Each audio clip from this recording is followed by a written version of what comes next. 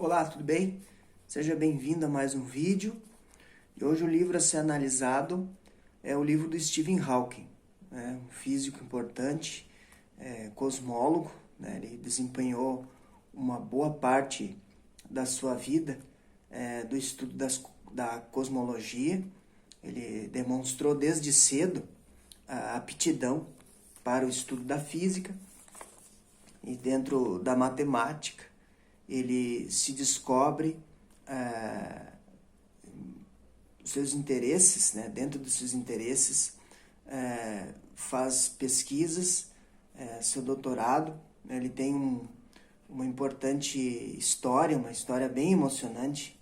A Teoria de Tudo é um filme que retrata um pouco da vida dele, uma história de vida repleta de superações, de dificuldades que ele teve que transpor, e mesmo assim ele desenvolveu importantes trabalhos dentro da física, que eu vou relatar um pouco sobre isso daqui um pouco mais.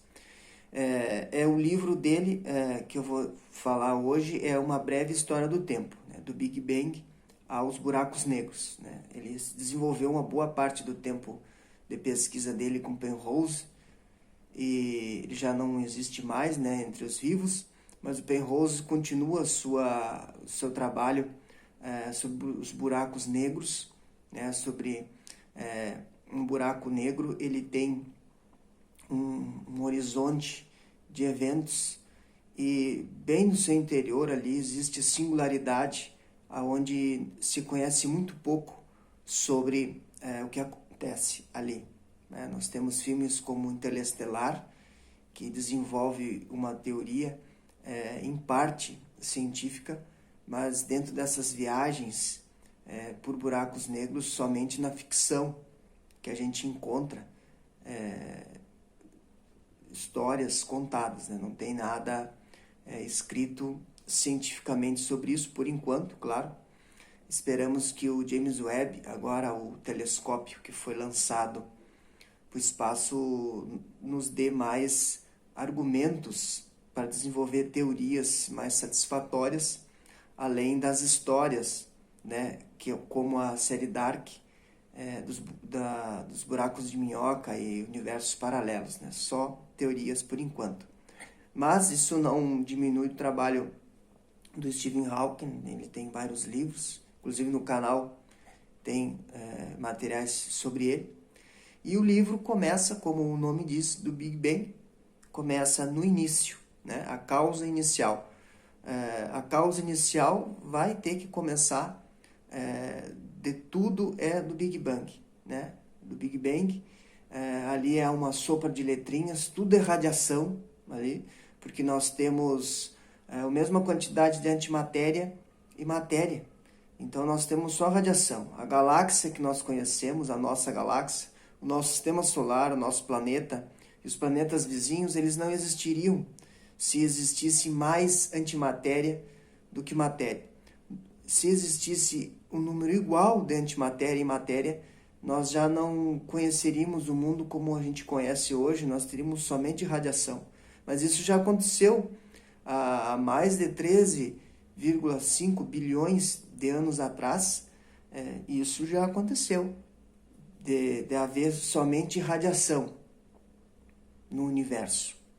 E somente após o resfriamento, após um longo tempo, a matéria foi se transformando, foi se modificando. Então era muito denso lá no início, a causa original. Até ele elabora a hipótese de Deus no livro, que se Deus existe, ele tem que existir antes dessa causa inicial, que é o Big Bang, porque a ciência já explica, já dá um arcabouço de conhecimentos satisfatórios a partir do Big Bang.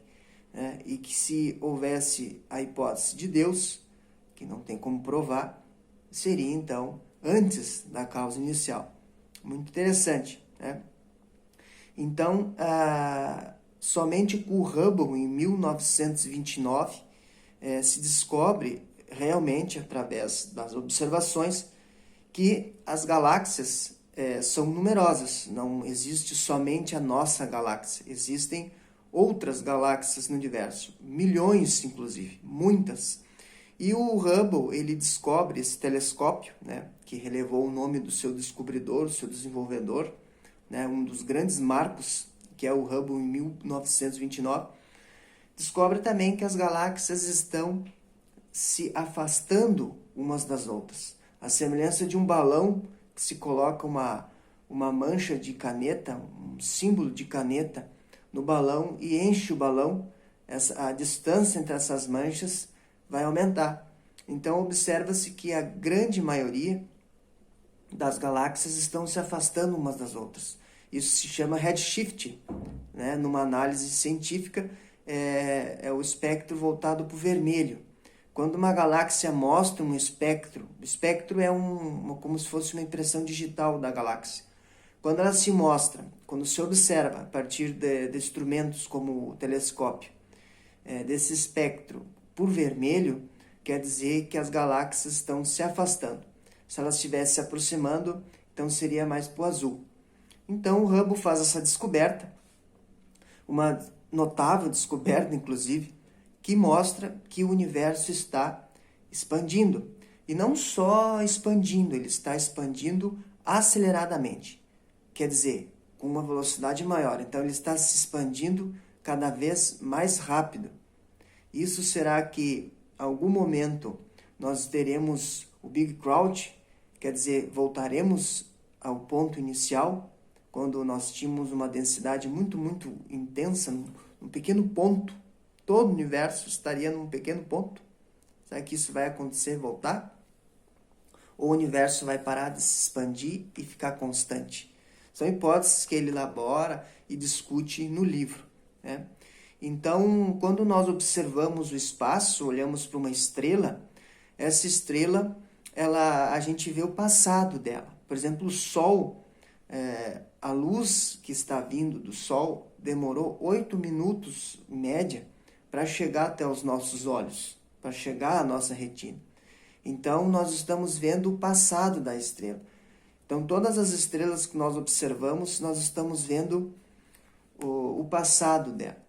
Somente após, com a teoria do Einstein, que vai se observar pela teoria e depois de um tempo vai ter como comprovar que a luz é flexionada quando passa por uma estrela, por causa da gravidade. Então, a estrela tem uma gravidade muito alta e aí curva o espaço onde ele está. Então, quando ao observar as luzes, observar que a estrela passava no mesmo ponto diversas vezes e observar que existia uma discrepância nas anotações, havia alguma coisa ali.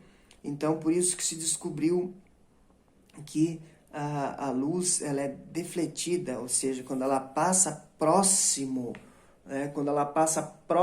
ela curva. Ela passa próximo de um planeta, de uma estrela, a luz curva, por causa da gravidade que curva o espaço-tempo.